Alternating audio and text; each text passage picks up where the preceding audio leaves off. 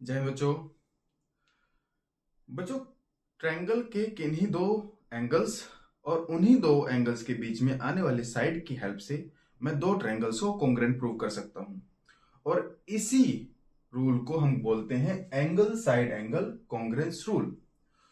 और थ्योरम 7.1 के अंदर इसी रूल को प्रूव किया गया है, इसी रूल का प्रूफ करके दिखाया गया है। वैसे तो बच्चों मैंने आपको 5 ऐसे इंपॉर्टेंट रूल्स समझाए जिसकी हेल्प से हम किन्हीं दो ट्रायंगल्स को कॉन्ग्रुएंट प्रूव कर सकते हैं। क्लियर है? तो उनमें से ही angle side angle congruence rule भी है। तो आओ बच्चों इस थ्योरम को प्रूव करते हैं।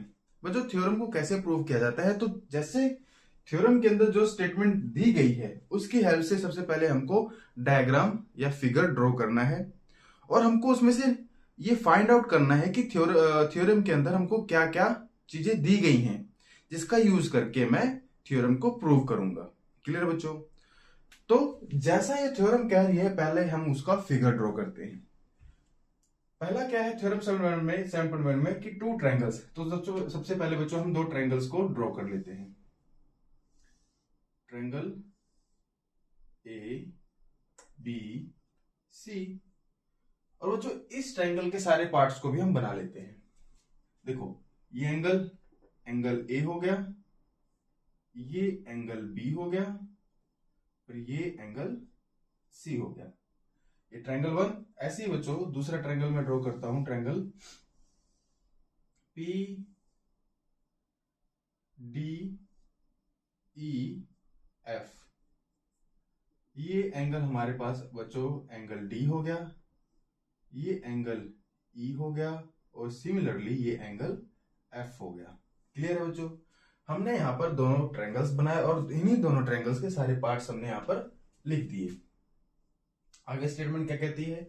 To triangles are congruent. बच्चों triangle A B C congruent होगा ट्रायंगल डी ई एफ के। कब? इफ, यहां पर देखो बच्चों इफ दे दिया गया, if two angles and the included side of one triangle.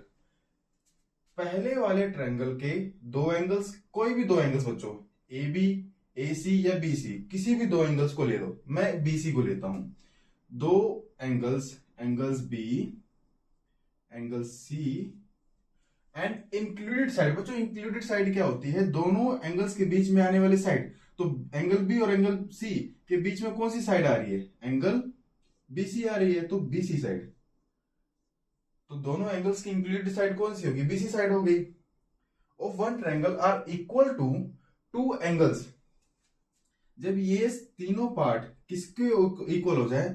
दूसरे ट्रायंगल के किन्हीं भी दो एंगल्स के। तो बच्चों चाहे आप ये दो ट्रायंगल एंगल ले लो, ये दो एंगल ले लो या ये दो एंगल ले लो, मैं ये दोनों लेता हूं, एंगल ई एंगल एफ और इन दोनों ही एंगल्स के बीच में आने वाले साइड। तो इन दोनों ही एंगल्स के बीच में साइड कौन सा आ रही है? ई एफ साइड आ रही है, ई एफ। क्लियर है? Two angles and the included side of the other triangle. तो क्या कहता है बच्चों?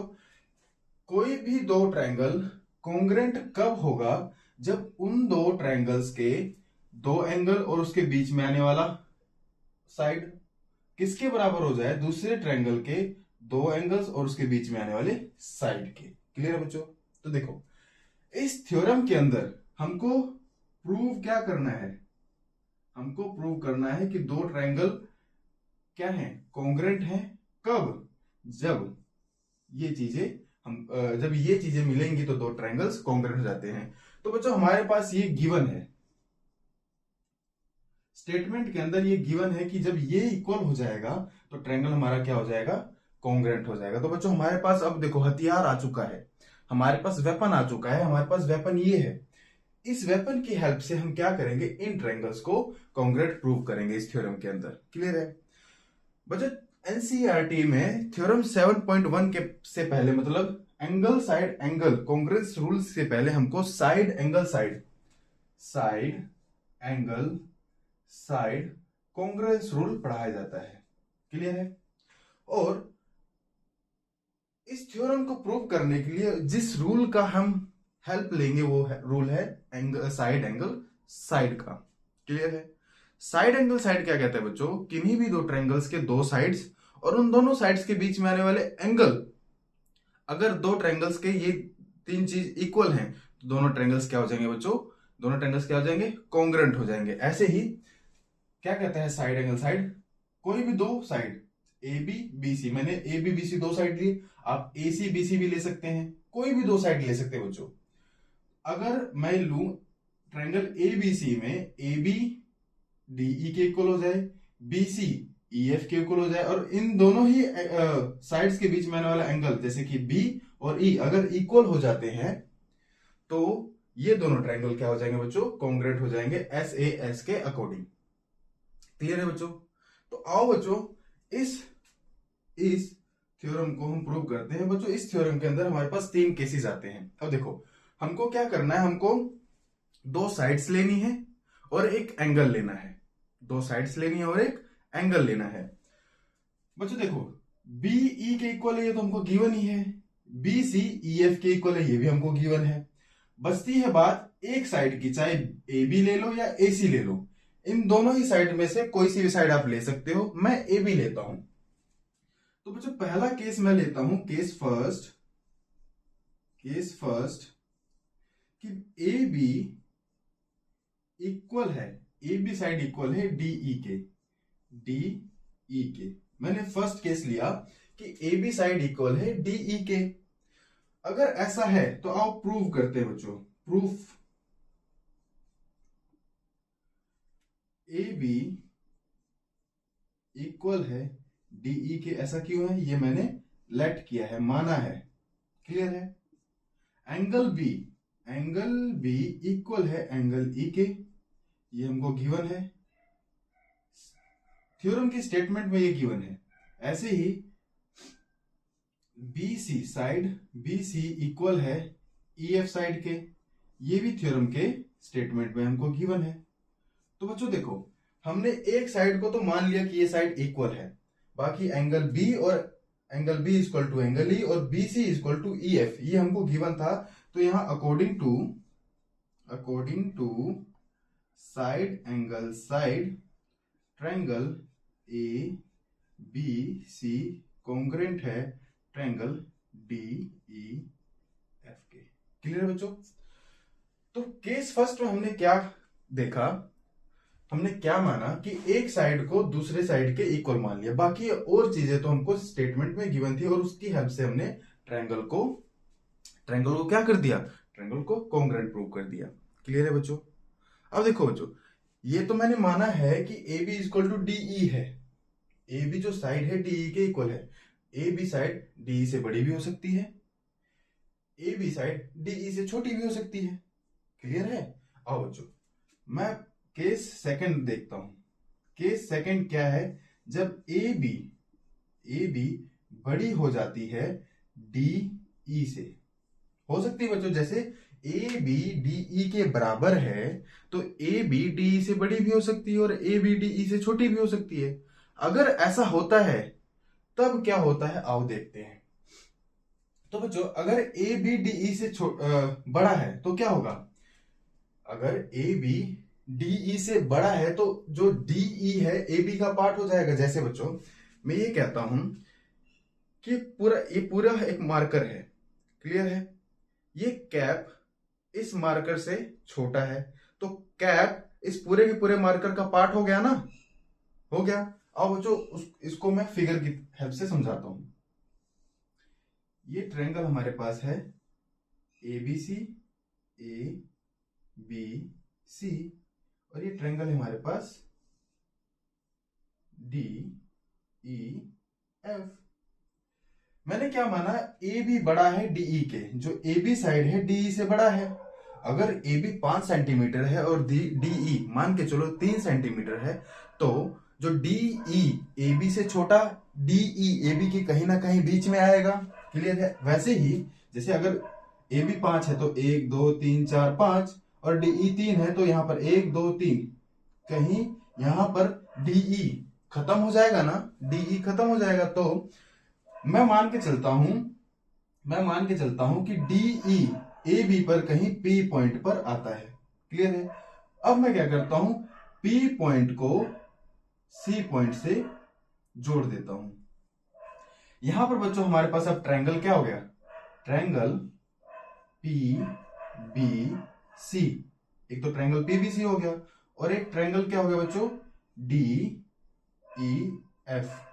अब मुझे क्या करना है, ट्रायंगल PBC को कॉन्ग्रुएंट प्रूव करना है ट्रायंगल DEF के।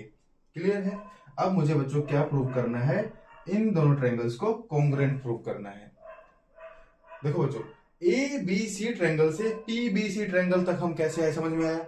हमने बस ये माना है कि जो AB साइड है DE साइड से बड़ी है। अगर AB DE साइड से बड़ी है तो DE कहीं ना कहीं AB पे जो DE लाइन है AB लाइन पर कहीं ना कहीं यहां पर आती होगी। हमने माना P पॉइंट तक आती है। क्लियर है। और उसी P पॉइंट को हमने C से मिलाया, यहां पर हमारे पास ट्रायंगल आ गया PBC। क्लियर है। अब देखो बच्चों, अब देखो इसका मतलब क्या है, जो PB साइड है, अगर PB साइड है इक्वल है किसके, DE के। क्यों है ऐसा, कंस्ट्रक्शन हमने किया है, कंस्ट्रक्शन किया है या फिर हमने माना है। और एंगल जो B है बच्चों, angle B, angle E, angle B equal है एंगल E के। ये तो हमारे पास थ्योरम में गिवन है। BC साइड इक्वल है EF साइड के, ये भी गिवन है। तो बच्चों यहां से क्या प्रूव हो गया कि ट्रायंगल PBC कॉन्ग्रुएंट है ट्रायंगल DEF के। क्लियर है बच्चों, क्लियर है। तो इसका मतलब क्या है, देखो बच्चों, जो C वर्टेक्स C के ऊपर जो पहले एंगल बन रहा था, अब P को C से मिलाने के कारण यहां पर बच्चों ये जो एंगल C था दो पार्ट्स में डिवाइड हो गया। दिख रहा है आपको, देखो एक छोटा सा पार्ट ये हो गया और एक बड़ा सा पार्ट ये हो गया। क्लियर है। जैसे ही मैंने P को C से मिलाया, जो टोटल एंगल C था अब दो पार्ट्स में डिवाइड हो चुका है। और जैसे ही मैंने ट्रायंगल ABC को कॉन्ग्रुएंट प्रूव किया ट्रायंगल DEF के, तो ये जो छोटा सा पार्ट था ना, जो छोटा सा पार्ट था, मतलब angle PCB, angle PCB equal हो गया एंगल DFE के, एंगल DFE के। बोलो बच्चों, ये बात समझ में आई क्या? According to CPCT, according to CPCT। और ये किसकी हेल्प से, according to side angle side की हेल्प से ये दोनों ट्रायंगल्स क्या प्रूव हो गए, कॉन्ग्रुएंट प्रूव हो गए।